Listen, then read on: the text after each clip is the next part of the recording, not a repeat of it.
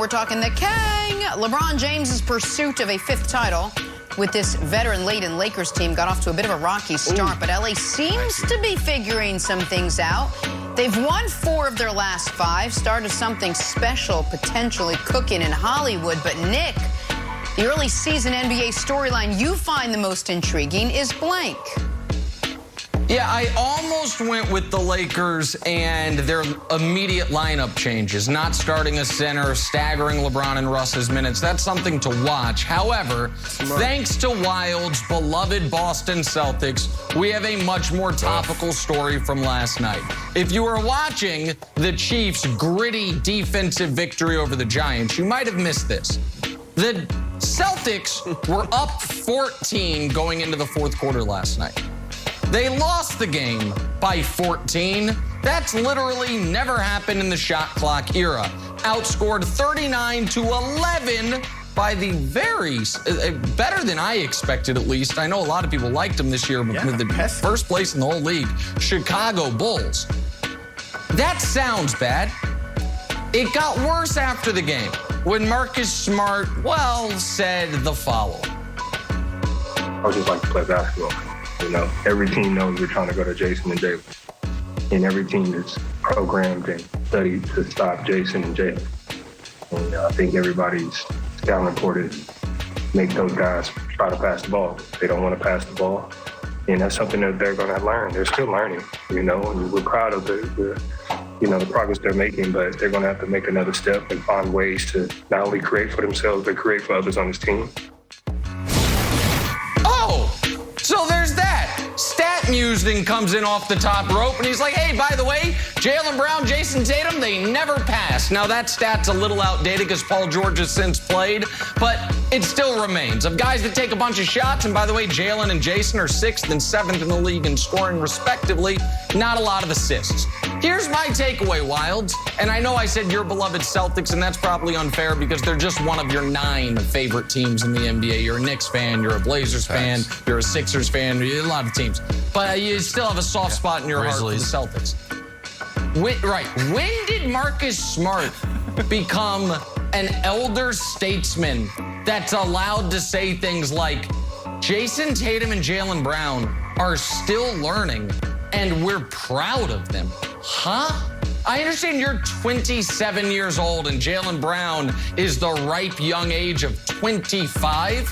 But if I'm Jaylen Brown and I see this quote and I'm like, hey, Marcus, you and your 8 points per game on your 3-point shooting, that's the worst you've had in 4 years.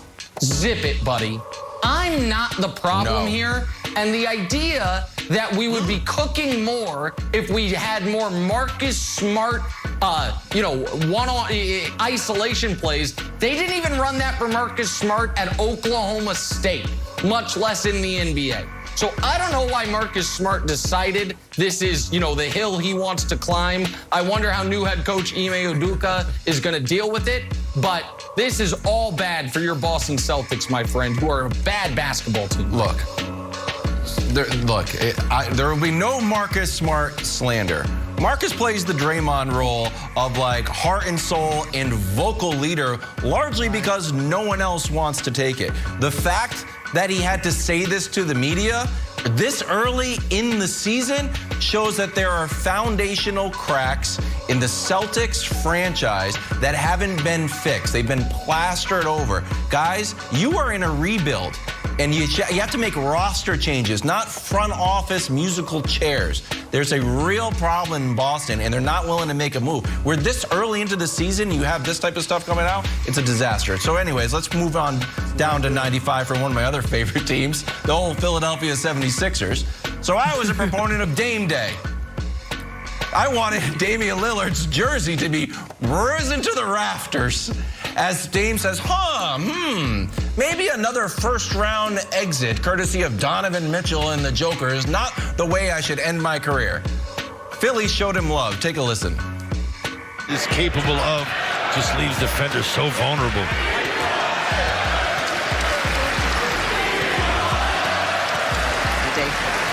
Chance going up here at the center. Did you hear those chants in the Philly crowd? I heard it. see the brotherly love. You show the brothers some love. You know what I mean? It is. They show us some love. That was it.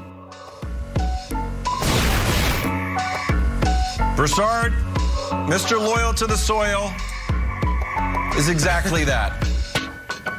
And unfortunately, I'm taking all of my Dame to Philly dreams and hopes and digging a hole and burying them. I don't think Dame is ever leaving Portland. And I know he has said it countless times.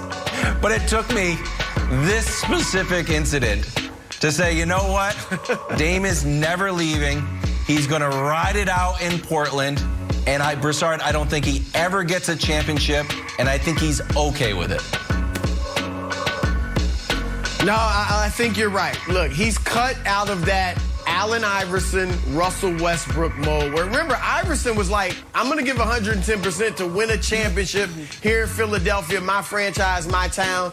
And if I don't win it, I'm good with it. Westbrook felt the same way in Oklahoma City. Now, their teams eventually traded them.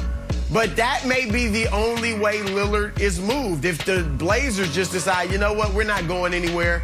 We're going to send you elsewhere. And maybe they work with him to send him to a team that could compete for the championship, like a Philadelphia. But on his own volition, Wilds, I think you're right. And the interesting thing is he's struggling this year. 18 points a game, a career low, including his rookie season.